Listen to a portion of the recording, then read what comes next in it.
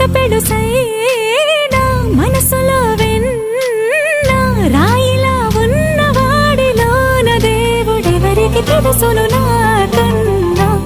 సూసేకి అగ్గిరవ్వ మాదిరే ఉంటాడు.